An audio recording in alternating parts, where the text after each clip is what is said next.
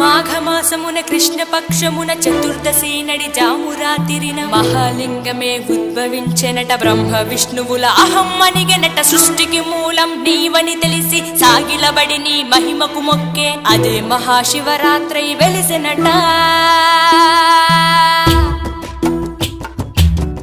అరే ఓ జంగమా విభూది లింగమా పక్కన పార్వతమ్మ